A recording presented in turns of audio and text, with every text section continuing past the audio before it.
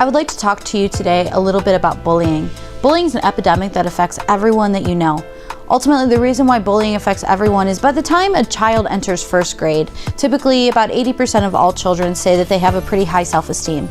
By the time they hit third grade, only 20% of those students still say that they continue to have that high self-esteem. The reason why this is by the time a child graduates from high school, they've been picked on over 50,000 times. Ultimately, through training like martial arts, they understand different ways on how to deal with bullying, and we're going to talk about that today. Bullying is a situation where one person creates some type of situation where the other person is feeling less about themselves.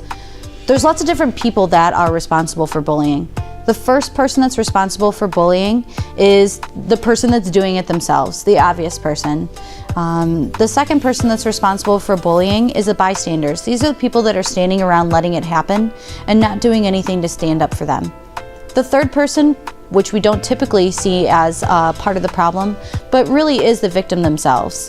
This person is sitting back, becoming a victim, not doing anything about it, not standing up. In martial arts, with children from a young age, they learn how not to become a victim.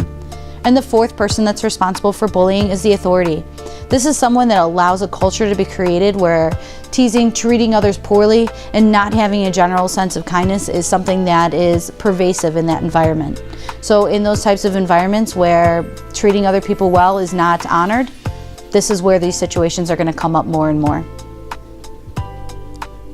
The next thing I'm going to talk with you about is the fact of what exactly is bullying. What are the types of bullying? We already talked about the fact that it's power difference, but there's 4 different types. The first type is physical. This is getting punched, getting kicked, getting shoved in a locker, getting your things broken.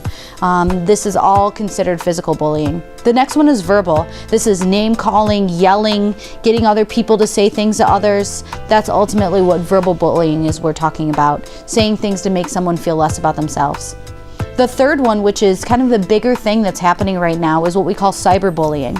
Cyberbullying is something that happens now in our society that didn't happen in the past. Typically, 10-15 years ago, a child would be able to go home and eliminate themselves from the bullying situation. They wouldn't have contact with that child or that person until the next day. Now we have things like Facebook, we have Twitter, we have texting, we have lots of blogging, a lot of different ways that our children can constantly be in contact with each other. And they're starting to get access to these things at such a younger age. There's so many children on Facebook before they even leave elementary school without the understanding that once something's on the internet, it's always on the internet. And the fourth type of bullying that we're going to talk about is relational bullying. This is typically seen with girls, but typically what happens is there's a center. They decide to make it where they ask everyone else to treat another person poorly, and they'll bully those that don't do what they're asking to do. So they create an environment where other people are told not to treat each other well. So this can go very, very deep, and again, it's with girls. It's something that some boys do, but typically we see girls doing it quite a bit. Now typically there's a couple of different ways that people deal with bullying. Some are positive, some don't work so well. The typical way that we see children that haven't had things like martial arts training, haven't understood that there's tools that you can use, that haven't had the chance to practice these things, typically we're going to find them acting out themselves. We're going to find them trying to retaliate the situation, maybe act out in violence themselves. You're going to see a lot of sadness, you're going to see a lot of anger, and they're not really going to know what to do with it.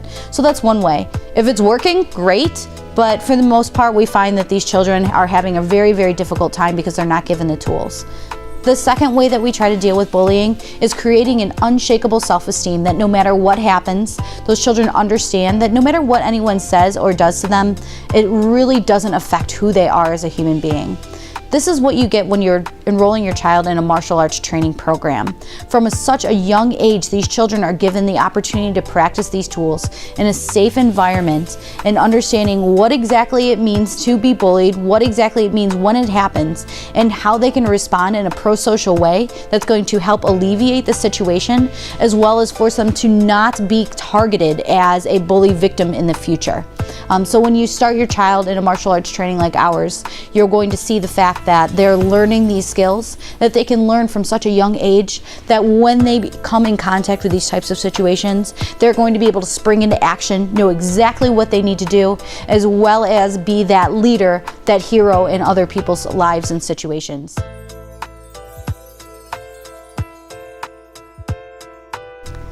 In conclusion, bullying's not going away.